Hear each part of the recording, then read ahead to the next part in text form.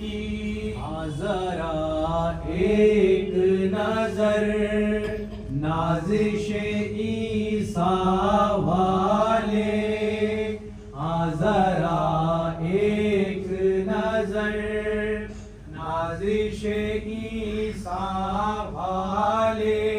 اب چالے مجھے اس قبر کی تاریکی سے، اب چالے مجھے اس قبر کی تاریکی سے، زلف خمدار کا صد کا شب اسرا والے،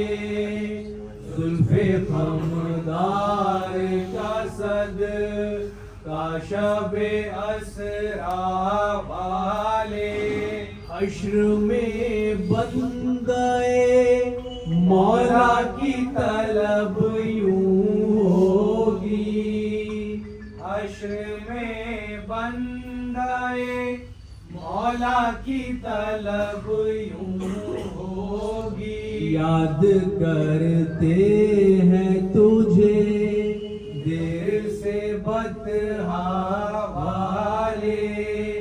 یاد کرتے ہیں تجھے دیر سے بطحا والے، بخش دے گا انہیں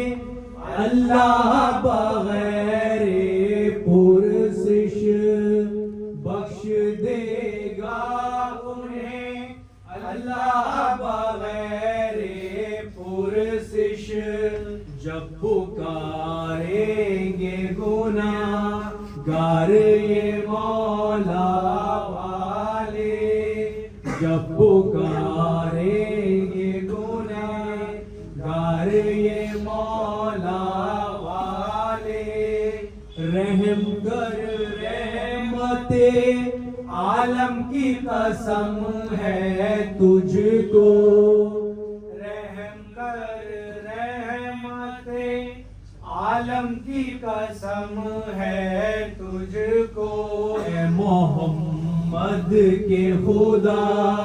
عرش معلا والے، اے محمد کے خدا عرش معلا والے، آ کے قدموں سے لپٹ جائے نصیر آسی، آ کے قدموں سے لپٹ جائے نصیر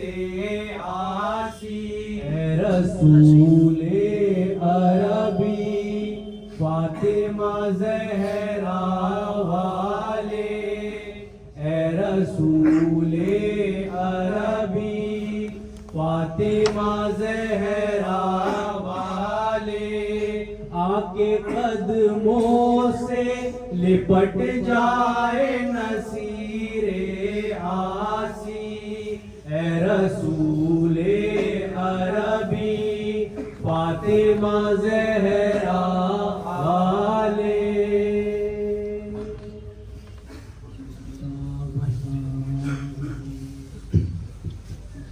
الحمدللہ رب العالمین والعاقبۃ للمتقین والصلاۃ والسلام علی رسولہ محمد وآلہ وصحبہ وأہل بیتہ وذریاتہ اجمعین، یا رب صلی وسلم۔ قال رسول اللہ صلی اللہ علیہ وآلہ وسلم، ذکر علی عبادۃ، حضور مقبول مقصود وجود کائنات حضرت مولا علی کرم اللہ وجہ کریم کے فضائل محاسن کے باب میں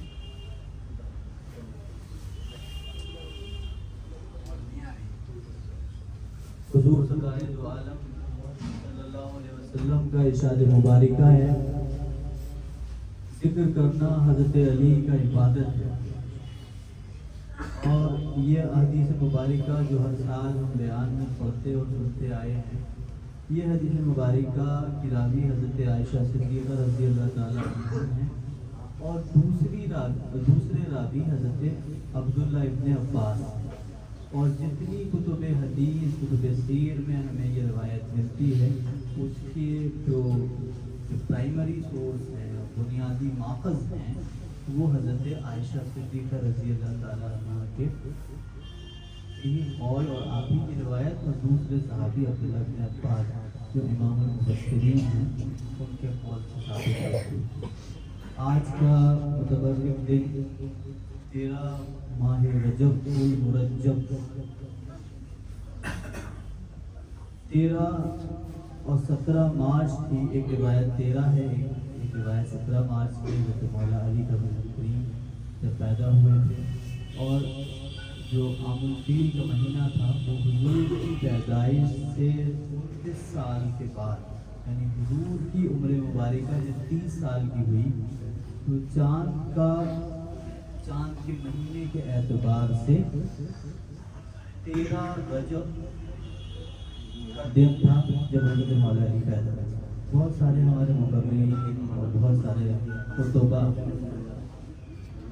دوسری روایت کی ترتیب میں ایک بات کہتے ہیں کہ جب لونر کیلنڈر یعنی ہجری کیلنڈر بعد میں مرتب ہوا یہ بات کیسے پتہ چلی کہ 13 رجب کا دن تھا. اور پہلی بات تو یہ کہ جب ہم نے لفظ کہا کہ عام الفیل تو عام الفیل کے معنی ہیں کہ وہ واقعہ جو فیل کا واقعہ تھا ہاتھی کا واقعہ تھا اس سے 30 سال کے بعد یعنی حضور سرکار دو عالم کی عمر مبارکہ بھی اور عام الفیل کی تاریخ سن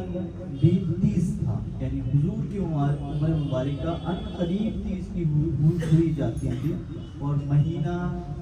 رجب کا تھا اور 13 تاریخ کی حضرت مولا علی کی ولادت ہوئی. جس طرح کائنات میں حضور سرور کائنات خلاصہ موجودات احمد مصطفیٰ محمد مصطفیٰ صلی اللہ علیہ وسلم کی ولادت ہر ایک مسلمان کے لیے ہر ایک اہل ایمان کے لیے اظہار محبت بھی ہے اظہار عقیدت بھی ہے اور اس کی ذمہ داری بھی ہے. اسی طرح کائنات میں حضور سرکار دو عالم صلی اللہ علیہ وسلم کے بعد حضرت مولا علی کرم اللہ وجہ کریم کی ولادت کو منانا بحیثیت سنی بحیثیت شیعہ بحیثیت مسلمان ہم پر واجب ہے.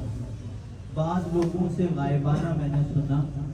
کہ ان لوگوں کا یہ خیال گزرتا ہے کہ یہ میوہ کٹنے کے سادات جو ہیں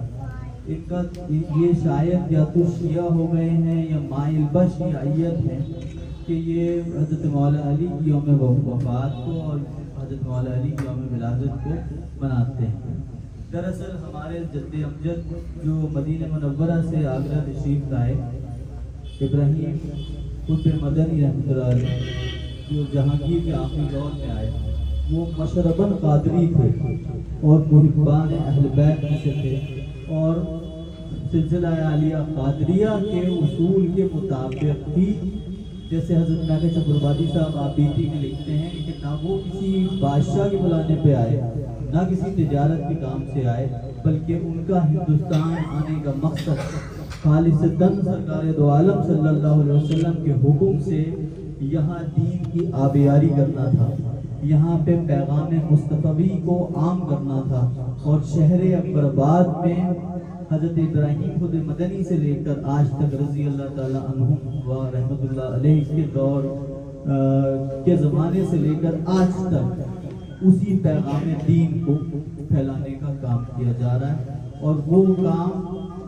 ایک صوفی جو ہے وہ اپنے عہد کا مشتہد ہوتا ہے یعنی صوفی وہ بات کہتا اور وہ کرتا ہے جو وقت کی ضرورت ہوتی ہے. اگر آج کے عہد میں اہل بیت کی محبت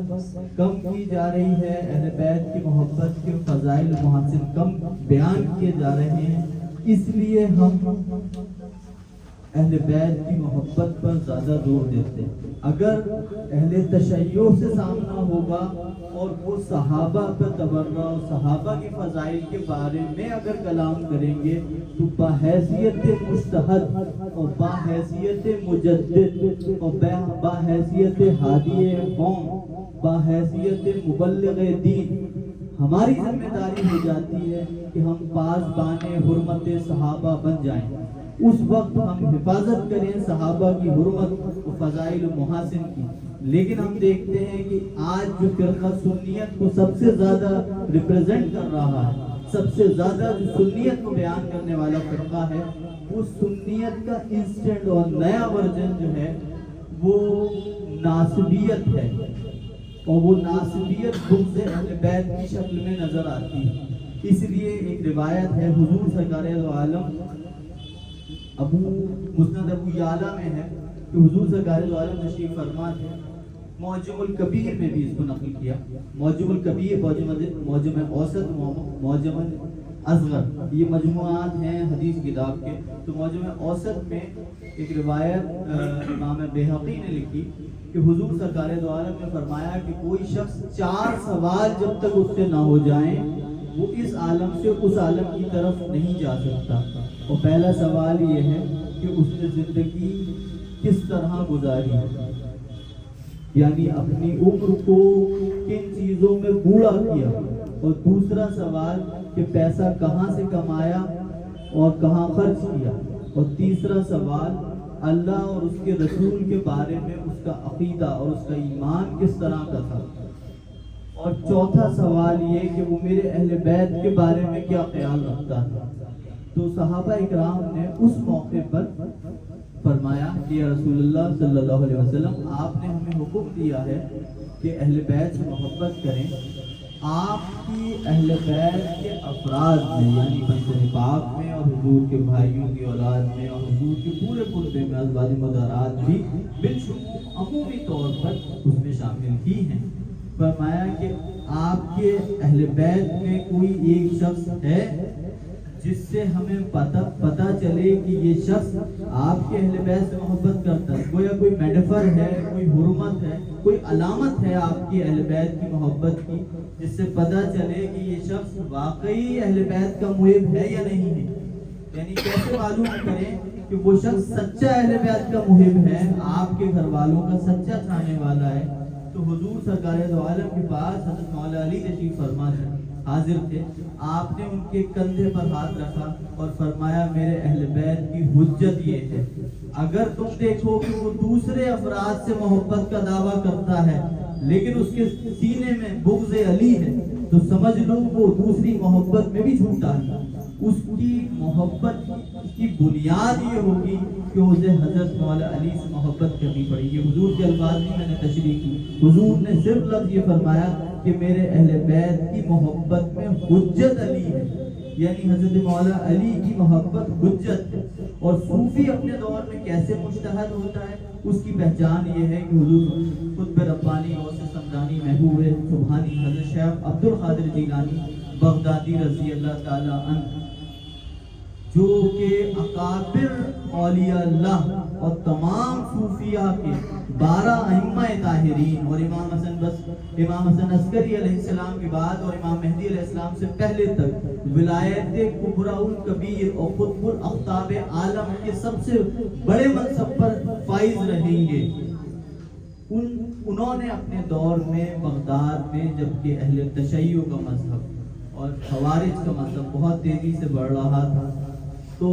وہ لوگ حضور غوث پاک کے دادا ہی کی بات کرتے تھے، امام حسن مصطفیٰ علیہ السلام کی، امام حسین علیہ السلام کی، مولا علی کی ہی بات کرتے تھے. لیکن حضور غوث پاک نے اس شیعیت کا رد کیا بنا اس خوف کے کہ یہ میرے دادا کے محب میرے مخالف ہو جائیں گے. آپ نے جرأت مردانہ رکھتے ہوئے ان شیعہ گروہوں کی مخالفت کی، ان کا رد کیا، اور 63 کے قریب آپ نے ان فرقوں کو رد فرمایا، ان کے خلاف فتاوے بیان فرمائے کہ یہ مرتد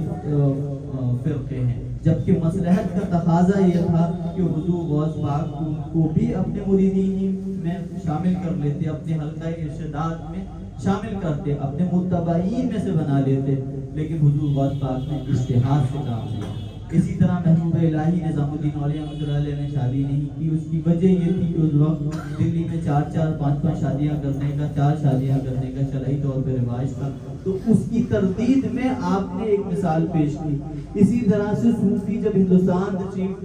لائے تو یہاں کی رسومات اور اہنسا پرمو دھرم اور اب ہم اب ہم وسطوت اور مختلف ان کے جو ویدانت کے اور جو نظریات ہیں اس کو تصوف کے ساتھ بیان کیا. اس سے ایک غلط فہمی پیدا ہوئی اور لوگوں نے یہ سمجھا کہ یہ تصوف ایک ایسی چیز ہے جو کہ اسلام میں بعد میں ہندو نظریات سے انفلوئنس ہو کر ان سے متاثر ہو کے شامل ہوئی ہے. لیکن ایسا نہیں ہے. یہ وہ مماثلت ہے جو قرآن میں اللہ تعالیٰ نے بھی فرمائی کہ جن موضوع پہ تم عیسائیوں سے متفق ہو جاؤ اسی نص سے اور اسی اصول سے خواجہ غریب نواز محبوب الہی نے اور بابا فرید الدین شکر نے وہ کام کیا. تو ہمارے بزرگوں نے اپنے ہر عہد میں میں صاحب اللہ سید محمد علی شاہ بروادی رحمۃ اللہ علیہ مقدس العزیز نے داڑھی نہیں رکھی تو اس کی وجہ بھی یہ تھی کہ اس عہد میں تمام لوگوں نے جبے ٹوپی داڑیاں اور تکبر اور بڑے بڑے انا کے صیغے استعمال کرتے ہیں. تو آپ کا داڑھی نہ رکھنا بھی اس اجتہاد کے تحت تھا. اس نظریے سے نہیں تھا کہ آپ سنت کے تحت اسے ضروری لازم نہیں سمجھتے تھے، بلکہ وہ اس لیے تھا کہ لوگ ریاکاری اور ظاہرداری اور خود بینی سے دور ہوں اور خالصتاً جیسے ان کا مشہور قول ہے. میں اجمیر شریف محبوب الہی اور جہاں جہاں درگاہوں میں خانقاہوں میں جاتا ہوں تو ہمارے دادا کا اکثر یہی قول وہ نقل کرتے ہیں کہ وہ فرمایا کرتے تھے کہ شیر بنو شیر کی کھال نہ پہنو. تو یہ ان کا اجتہاد تھا. تو صوفی کا ایک اجتہاد ہوتا ہے. تو آج اگر اس خانقاہ سے اہل بیت کی بات زیادہ ہو رہی ہے تو اس کی وجہ یہ نہیں ہے کہ ہم شیعوں سے متاثر ہیں. اس کی وجہ یہ بھی نہیں ہے کہ ہم رسمی طور پہ یا اصولی طور پر شیعہ کے کسی بھی رسم یا عقیدے یا طور و طریقے سے کسی طرح متاثر ہیں، بلکہ شیعیت کلیتاً ایک ادھورا مذہب ہے اور صوفیت اور تصوف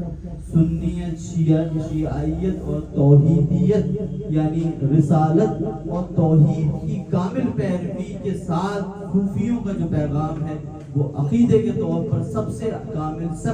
سب سے اکمل طریقہ ہے جو امام مہدی علیہ السلام کے دور میں سارے عالم پر ظاہر ہو جائے گا. تو حضور مولا کائنات کا آج دن ہے. ہم ہر سال فضائل محاسن پڑھتے ہیں. اس سال ہم نے سوچا کہ حضرت مولا کے اوصاف حمیدہ بیان کیے جائیں، یعنی حضرت مولا علی کردار گفتار اخلاق اور معمولات میں کیسے تھے. ایک بار کسی نے حضرت علی کے بارے میں حضرت عبداللہ ابن عباس سے پوچھا کہ تم ہمیں بتاؤ کہ ابو الحسن کیسے تھے. تو حضرت عبداللہ ابن عباس جو حضرت مولا علی کے چھوٹے بھائی تھے اور بھائی کے زندہ بھائی تھے حضرت عباس حضرت مولا علی کے چچا تھے، ان کے بیٹے حضرت عبداللہ. ان سے پوچھا کہ تمہارے بھائی کیسے تھے. اور عبداللہ ابن عباس وہ شخصیت ہے کہ حضور سرکار دو عالم کے پاس ساری پرورش عبداللہ ابن عباس کی حضور مولا علی نے کی. تو آپ وہ فرماتے ہیں کہ وہ ہدایت کی علامت اور تقوی کے غار اور دلیل و برہان کی جگہ حکمت اور دانائی کے پہاڑ، شب دلجور میں مسرتوں کی روشنی، سب سے کلی حقیقت کی طرح دعوت دینے والے، گزشتہ آسمانی صحیفوں کو کے عالم اور قرآن و ذکر الہی کے ساتھ قیام اللیل کرنے والے، ہدایت کے اسباب اور وسائل سے تعلق رکھنے والے، ظلم و اذیت سے گریزاں اور گمراہ کن راستوں سے دور رہنے والے، تمام مومنین میں سب سے زیادہ افضل اور سب سے بڑے متقی، اور تمام قمیص اور چادر اور لباس چادر زیب کرنے والوں سے بہتر، اور تمام حاجیوں اور صحیح کرنے والوں سے افضل اور سب سے بڑے عادل اور منصف، اور تمام دنیا والوں سے بڑھ کر خطیب، اور ان صفات میں صرف انبیاء اکرام نبی مصطفیٰ صلی اللہ علیہ وسلم اور صاحب مبلغین کا مقام ان سے اونچا ہے. کیا حضرت علی علیہ السلام کا مقام کوئی بیان کر سکتا ہے؟ تمام خواتین میں سب سے افضل خاتون کہ وہ شوہر ہیں، اور نبی اکرم صلی اللہ علیہ وسلم کے دونوں نوازوں کے وہ والد محترم ہیں، اور میری آنکھوں نے ان جیسا نہیں دیکھا، نہ وہ قیامت تک اور نہ قیامت تک کوئی ان جیسا دیکھا جا سکتا ہے۔ جو ان پر لعنت کرے اللہ اور بندے قیامت تک اس پر لعنت کرتے رہیں گے۔ ایک اور روایت میں آپ کے اوصاف حمیدہ کے بارے میں ابن ابی سفیان نے پوچھا کہ وہ بتاؤ کہ وہ کیسے تھے، تو البدایہ والنہایہ اور الاستیاب نے الاستیاب جو تاریخ کی بنیادی کتابوں میں ہے اس میں ابن البر نے لکھا ہے کہ ان کی نظر انتہائی دورست تھی اور ان کا تقوی انتہائی مضبوط تھا، بات دو ٹوک اور صاف صاف کہتے تھے، فیصلہ پورے عدل اور انصاف کے ساتھ کرتے تھے اور ان کی شخصیت سے علم کے چشمے ابلتے تھے، دنیا اور دنیا کی دل آویزیوں سے متواحش رہتے تھے، رات اور اس کی تاریکی سے دل لگاتے تھے، خدا گواہ ہے کہ راتوں کو عبادت میں ان کے آنسو تھمتے نہ تھے، دیر تک فکر مند اور سوچتے رہتے تھے، اپنے کفِ دست کو الٹتے اور اپنے آپ سے باتیں کرتے اور موٹا چھوٹا پہنتے، روکھا سوکھا کھاتے، باخدا بالکل اپنے ہی جیسے ساتھیوں بے تکلف لوگوں کے ساتھ رہتے، جب کچھ پوچھا جاتا تو جواب دیتے، جب ان کے پاس جاتے تو خود بڑھ کر بات شروع کرتے اور جب بلاتے تو حسب عادت آ جاتے اور کوئی تکلف نہ برتتے، لیکن ہم لوگوں کو باوجود ان کی قربت اور رفاقت اور ان کی سادگی اور ان کا روح ایسا تھا کہ ان کے سامنے بولنے کی ہمت نہ ہوتی، نہ کوئی گفتگو چھیڑتے، اگر وہ مسکراتے تو آپ کے دندان ایسے نظر آتے جیسے سفید موتیوں کی لڑی، دینداروں کی توقیر کرتے، مساکین سے محبت کرتے، کسی طاقتور انسان کی یا دولت مند انسان کی جرأت نہ تھی کہ ان سے باطل کی تائید میں توقع رکھتا ہو اور کوئی کمزور ان کی عدل و انصاف سے مایوس نہ ہوتا تھا۔ اور میں اللہ گواہ بنا کر کہتا ہوں کہ ان کی راتوں کے چند مناظر دیکھے ہیں، رات نے اپنی سیاہ چادر پھیلا دی ہے، تارے ڈوبنے لگے ہیں، علی محراب مسجد میں اپنی داڑھی اپنے ہاتھوں سے پکڑے درد بھرے شخص کی طرح رو رہے ہیں اور اس طرح تڑپ رہے ہیں جیسے کوئی ایسا شخص تڑپے جس کو زہریلے سانپ نے کاٹ لیا۔ مجھے ایسا لگتا ہے کہ ان کی آواز اب تک سنائی دے رہی ہے، وہ کہہ رہے ہیں، اے دنیا کیا تو مجھ سے چھیڑ چھاڑ کر رہی ہے؟ جا مجھ سے امید رکھتی ہے، مجھ سے کچھ امید نہ رکھ، میرے علاوہ کسی اور کو فریب دے، میں تجھے 3 طلاقیں دے چکا ہوں، جس کے بعد تیری طرف رجعت کی گنجائش ہی نہیں، تیری عمر کوتا اور تیری دی ہوئی کامرانی کی اور تیرے خطرات بھیانک اور بڑے دراز کتنے کم ہیں اور سفر کتنا طویل ہے اور راستہ کس درجے سنسار۔ حضرت مولا کائنات کا وصف یہ تھا کہ آپ امیر المؤمنین قائد القراء المحجلین، قائد القراء المحجلین ان کو کہتے ہیں۔ قرآن میں اللہ تعالیٰ نے فرمایا کہ ہم حافظوں کی فضیلت میں، ولیوں کی فضیلت میں فرمایا کہ وہ اونچے ٹیلوں پر جن کے سروں پر تاج ہوں گے، اونچے ٹیلوں پر بیٹھے ہوں گے، ان کے چہرے چودھویں رات یہ چاند کی طرح چمکتے ہوں گے، تو وہ قراء المحجلین ہیں۔ حضور نے فرمایا کہ اے علی کہ وہ جو قراء المحجلین ہیں تو ان کے بھی سردار ہیں، یعنی وہ جو قرآن میں اللہ تعالیٰ نے فرمایا کہ وہ بڑے ٹیلوں پر بیٹھے ہوں گے، حضرت مولا علی اور ان کا چہرہ چودھویں رات کی چاند کی طرح چمکتا ہوگا۔ حضرت مولا علی ان ولیوں کے اور ان سردار ولیوں کے بھی سردار ہیں، قائد القراء المحجلین ہیں۔ لیکن اس قدر عظمت اور اس قدر شجاعت اور اس قدر بہادری کے باوجود آپ بہت خوش مزاج اور توافقاً شخصیت کے مالک تھے، یعنی آپ اپنے غلاموں کے ساتھ اور اپنے سے کم درجے لوگوں کے ساتھ انتہائی عاجزانہ اور توقع سے پیش آتے تھے۔ ایک بار کا واقعہ ہے، حضرت خمبر کے ساتھ بازار تشریف لے گئے اور حضرت خمبر ساتھ دکان میں پہنچے اور پوچھا کہ یہ کپڑا کیسا ہے۔ حضرت خمبر نے کپڑا دیکھا کہ غور سے حضرت کی توجہ رہی کہ غور سے اس کپڑے کی طرف دیکھ رہے ہیں۔ حضرت مولا نے کپڑا اٹھایا اور انتہائی باریک اور ریشمی اور بڑے خوبصورت لباس خوبصورت کپڑا تھا. تو حضرت پیغمبر سے کہا کہ یہ تم لے لو, اور موٹا کھدرا صوف کا لباس جو تھا وہ اپنے لیے لے لیا. تو حضرت پیغمبر جو ہے وہ حضرت مولا علی کے زر خرید غلام تھے, یعنی بادشاہ نے قتل کرنے کے لیے بھیجا تھا, انہیں کہا تھا کہ حضرت علی ایسے ہیں انہیں جا کر قتل کر دو. اور جب وہ ٹکرائے تو حضرت مولا علی سے ہی ٹکرائے, اور حضرت سے پوچھا تو انہوں نے اپنا پتہ بتایا اور پوچھا کہ وہ کیسے ہیں, اپنے بارے میں سب کچھ بتایا, پھر انہیں کھانا کھلایا. پھر وہ جب لوٹنے لگے تو پوچھا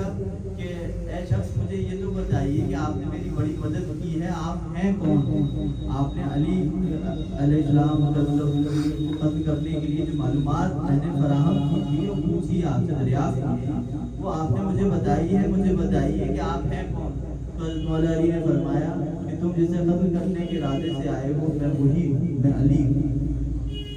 تو وہ آپ کے قدموں پہ گر گئے اور اسلام قبول کر لیا. اور آپ نے انہیں ایسے قبول نہیں کیا, آپ نے فرمایا کہ پہلے اس بادشاہ کے پاس جاؤ جس نے قتل کرنے بھیجا تھا, اور میری طرف سے یہ اشرفیاں یہ پیسے اسے دے دینا,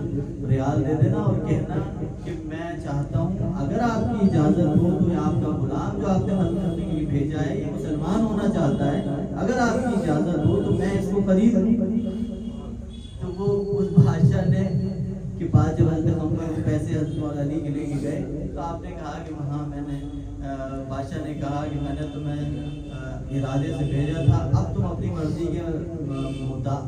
کے خود مالک ہو, جو چاہے کرو. تو وہ آپ کے پاس آ گئے. تو حضرت پیغمبر آپ کے زر خرید غلام تھے, لیکن بازار گئے اور دکان کا منظر یہ تھا کہ جو سب سے خوبصورت کپڑا تھا وہ اپنے غلام اپنے خادم کے لیے خریدا, موٹا اور کھدرا کپڑا اپنے لیے لے لیا. تو حضرت پیغمبر نے کہا کہ حضور آپ آقا مولا امیر المؤمنین ہیں اور میں آپ کا خادم, آپ میرے لیے ایسا کپڑا پسند فرماتے ہیں اور اپنے لیے ایسا کپڑا. تو آپ نے فرمایا کہ میں بوڑھا ہو چکا ہوں, میری عمر زیادہ ہو چکی ہے, اور تم نوجوان, تمہارے لیے اچھا ہے کہ تم یہ کپڑے پہنو. حدیث مبارکہ میں خوب ہے کہ جو اپنے لیے پسند کرو وہ دوسروں کے لیے پسند کرو. لیکن حضرت مولا علی کی سیرت یہ ہے کہ وہ اپنے لیے جو پسند کرتے تھے اس سے بہتر طریقے کی پسند کرتے ہیں. یہ حضرت مولا علی کی شخصیت و کردار کا اعزاز تھا. اور آپ کثرت مذاق بھی فرماتے ہیں, اور وہ مذاق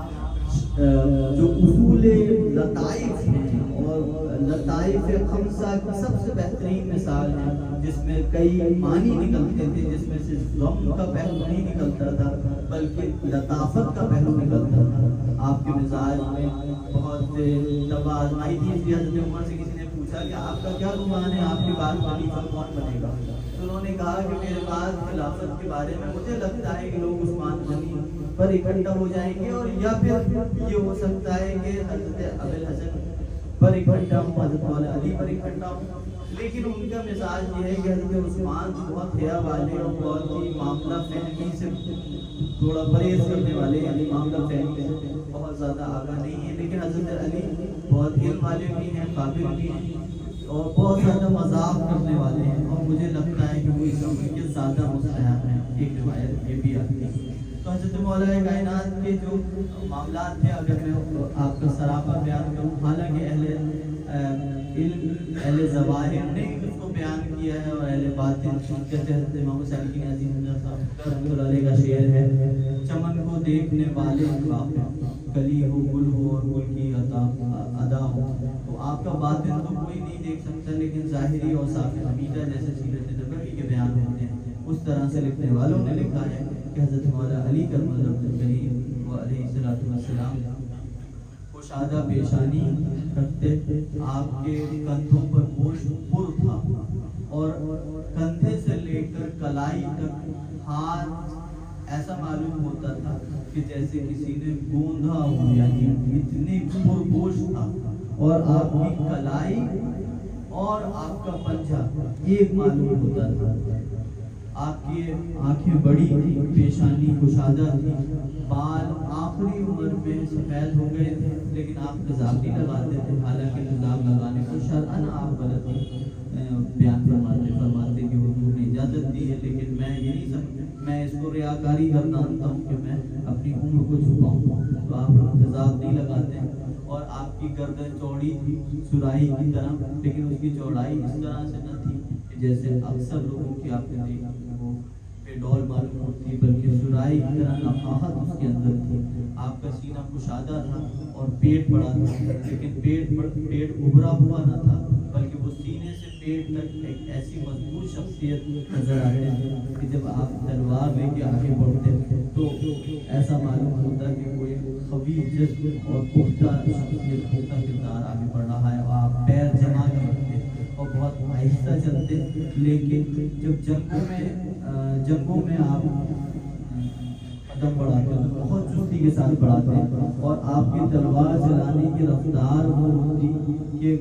لوگ جس وقت آپ کے حرکت سے آگاہ ہی ہو سکتے تھے، یعنی اس مینو سیکنڈ کے بھی تیسرے چوتھے حصے میں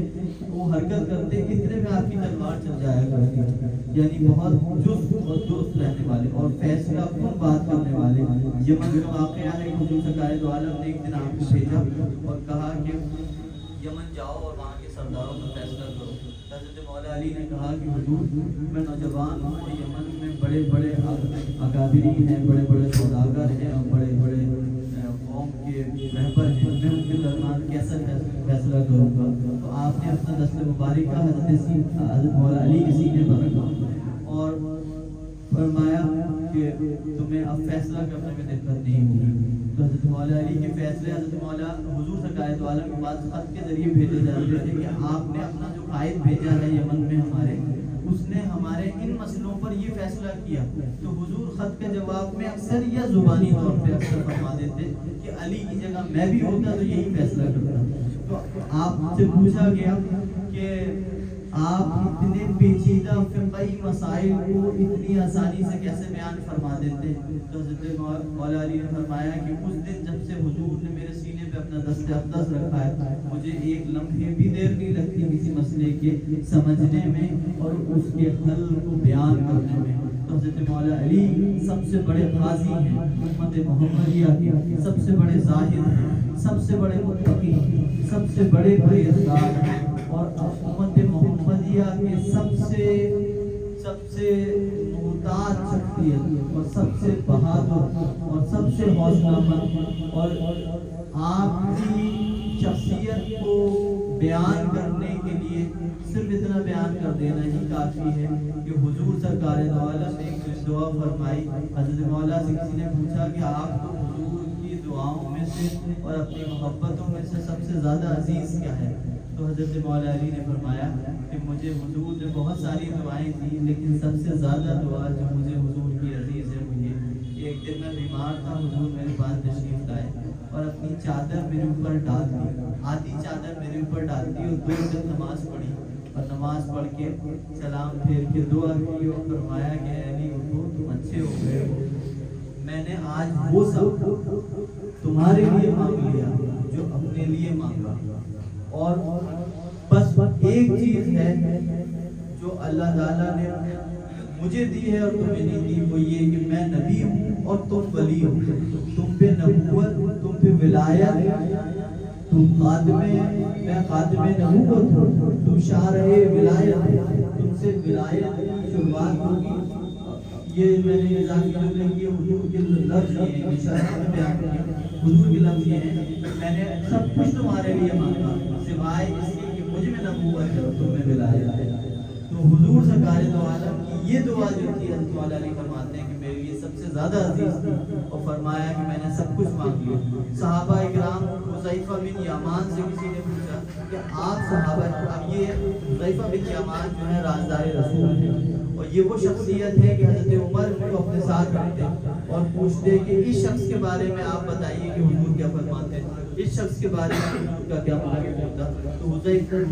بن یمان جیسے جیسے فرماتے جاتے ہیں حضرت عمر ویسا کرتے ہیں۔ بڑی معتبر شخصیت ہے، بہت مقدر صحابی، ان سے کسی نے پوچھا کہ حضرت مولا کے بارے میں آپ، تو انہوں نے کہا کہ میں نے حضرت مولا علی کے بارے میں یہ بات بہت ساری احادیث سنی، لیکن میں یہ جانتا ہوں، میرا یہ عقیدہ ہے کہ حضرت مولا علی سے محبت رکھنا علامت ایمان میں سے ہے، یعنی جو حضرت مولا علی سے محبت رکھے وہ مومن ہوگا. ایک شخص تھا جو اپنے گروہ خوارج کا سردار تھا، وہ حذیفہ بن یمان کے پاس آیا. اس نے کہا کہ ہمیں کس کا ساتھ دینا چاہیے؟ تو انہوں نے کہا کہ تمہیں ساتھ حضرت عمار بن یاسر کا دینا چاہیے. ان کے لیے حضور نے فرمایا کہ عمار کو باغی گروہ شہید کرے گا. تو حضرت عمار کی تلاش میں اور حضرت عمار کی اتباع کرنے کے لیے وہ لوگ نکلے اور کچھ دن کے بعد واپس لوٹے اور کہا کہ حذیفہ بن یمان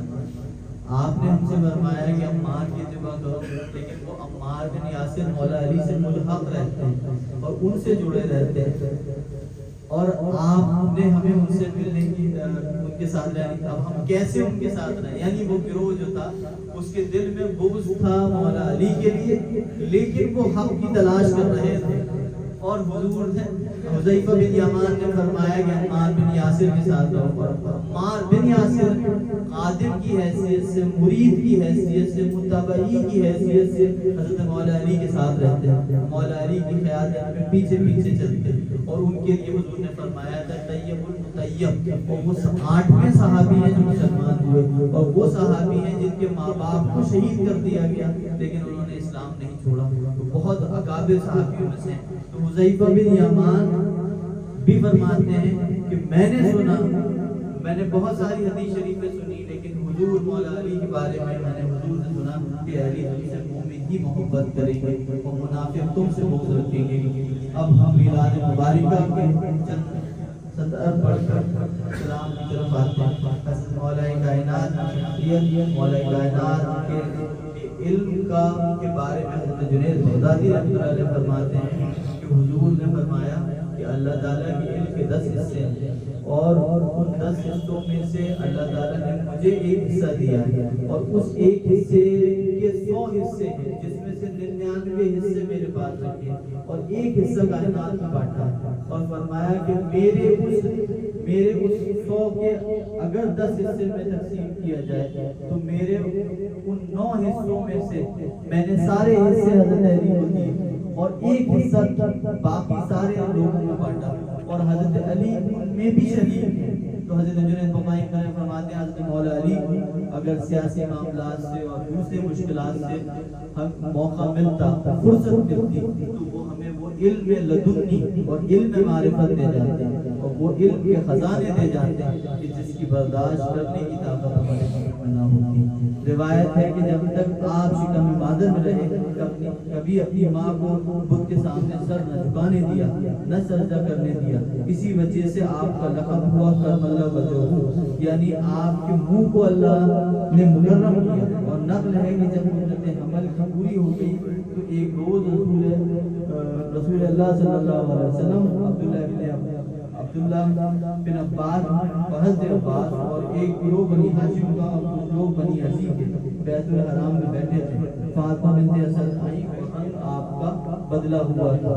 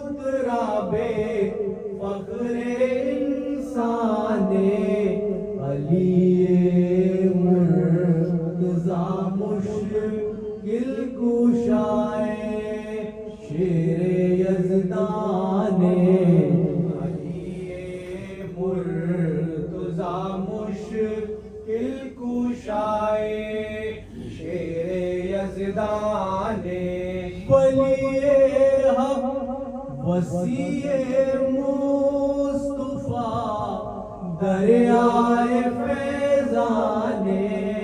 ولی حق وسیع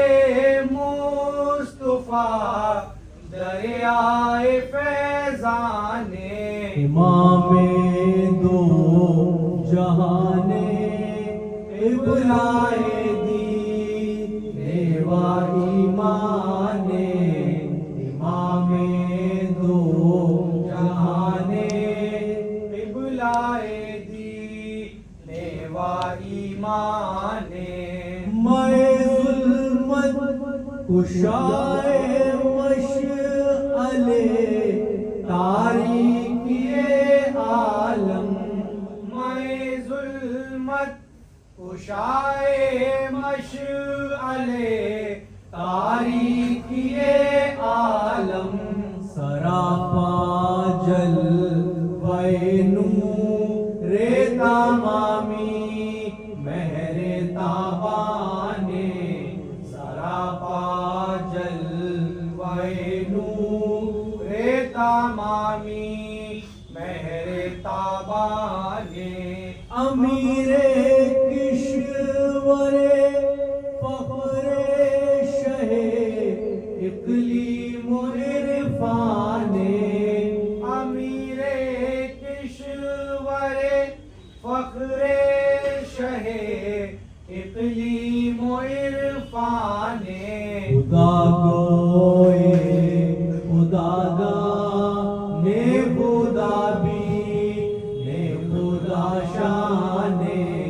خدا گوئے خدا دا نے خدا بھی اے خدا شان پیمبر پر سرے منبر نشستو خواند مولا یش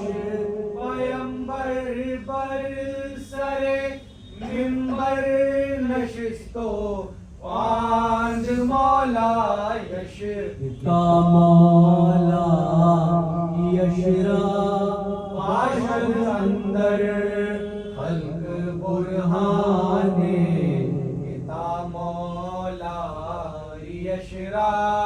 باشد اندر خلق برہان نیاز اندر قیامت بے سرو سامان وائے شد نیاز اندر قیامت بے سرو سامان خواہی شد از ہو تولا اے علی دا ریتو سامانے از ہو تولا اے علی دا ریتو سامانے نہیں بلیاں بیان کرتے ہیں کہ حضرت عمار بن یاسر سے نقل ہے کہ حضور صلی اللہ علیہ وسلم نے اے علی بے شک اللہ نے تمہیں ایسی زینت بخشی ہے جو اپنے بندوں میں کسی اور کو نہیں بخشی جو اللہ کو سب سے زیادہ محبوب ہے وہ زینت الابرار ہے یعنی دنیا کے اندر بے رغبت اور زہد تمہیں ایسا بنایا ہے کہ نہ تم خود دنیا میں کچھ کم کرتے ہو نہ دنیا تمہارے اندر کچھ کم کر سکتی ہے اور اللہ نے تمہیں مساکین کی محبت نصیب فرمائی کہ وہ تمہاری اتباع و پیروی پر راضی ہے تم ان کی پیروی سے خوش ہو خطیب نے ابن عباس روایت کی کہ رسول اللہ صلی اللہ علیہ وسلم نے ارشاد فرمایا اے علی تم ان سب میں ابقرا و مثالی تبرانی نے حبشی بن جنازہ کے بعد روایت کیا کہ بیان کیا انہوں نے فرمایا رسول خدا صلی اللہ علیہ وسلم نے کہ اے علی میرا قرض کوئی نہیں ادا کرے گا سوائے میرے اور تمہارے ابن مردویہ اور دہلوی نے حضرت سلمان سے روایت کیا کہ حضور صلی اللہ علیہ وسلم نے ارشاد فرمایا علی ابن ابی طالب میرے معلوم پورا کریں گے اور میرے قرض کو ادا کریں گے دہلوی نے حضرت ابو سعید سے روایت کی کہ رسول اللہ صلی اللہ علیہ وسلم نے فرمایا اے علی تم میرا قرض ادا کرو گے اور مجھے میری قبر میں دفناؤ گے میرا وعدہ پورا کرو گے تم ہی دنیا اور آخرت میں میرا جھنڈا اٹھانے والے ہو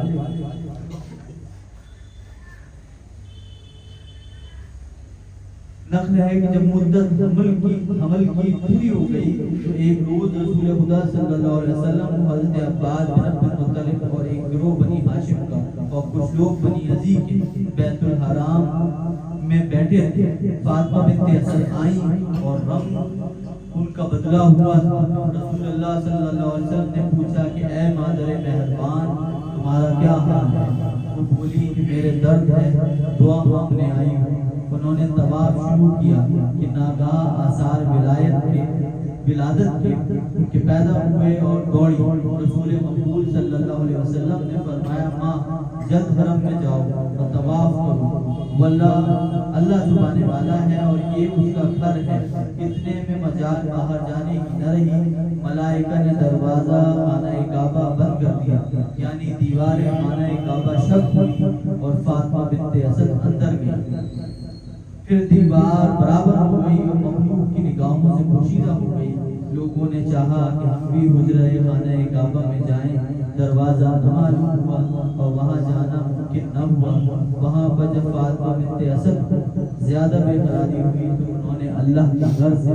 شرم کر کے پردہ حرم کا اپنے منہ پر ڈالا. بس بقول عصا 13 تاریخ ماہ رجب کی 30 عام الفیل میں بروز جمعہ وہ قافلہ سالار قوافل اولیاء سرور سردار الانبیاء مقبول رب بے حمدہ رہبر گروہ التقیہ جانشین مصطفیٰ مقبول بارگاہ کبریا خورشید سپر امامت شہ سوار میدان شریعت واسع بحر طریقت منبع دریائے حقیقت در تفرید بحر معرفت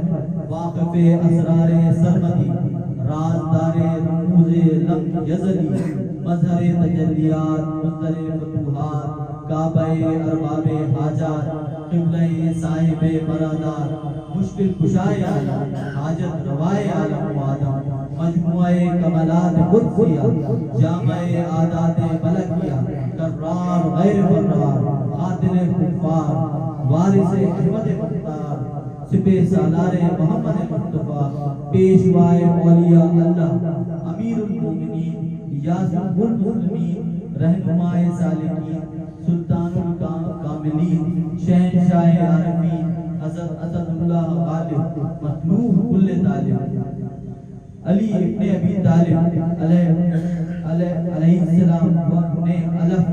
التحیات والسلام نے بابا ہزار خیر و برکات کے سراپردہ اختفاء سے جلوہ سرائے شہود میں ورود فرمایا. اور تاریخ ائمہ میں تحریر ہے کہ سقف خانہ کعبہ شق ہوئی اور بی بی حوا اور آسیہ اور سارہ رضی اللہ تعالیٰ عنہم مائے حوران بہشتی تشریف لائیں اور متقف امور ولادت ہوئی اور حریر بہشتی زیب تن شریف کیا. چنانچہ والدہ آپ کی جب باہر تشریف لائیں تو وہی حریر زیب بدن تھا. شہنشاہ عالم تولد ہوئے، شفیع معظم تولد ہوئے، علی مکرم تولد ہوئے، ولی مفخم تولد ہوئے آج شیر خدا تولد ہوئے آج مہر خدا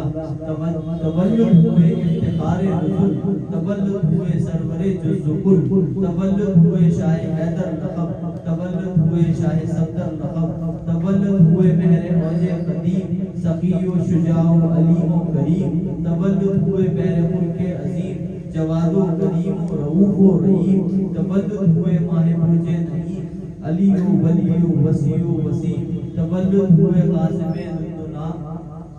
تولد ہوئے قاسم الدنار تولد ہوئے شاہ سوار تولد ہوئے شاہ خیبر شکن تولد ہوئے کفر کے بے غیرت تولد ہوئے عقل شمس الدعا تولد ہوئے عقل بدر الدجا تولد ہوئے عقل خیر الانام علیہ السلام.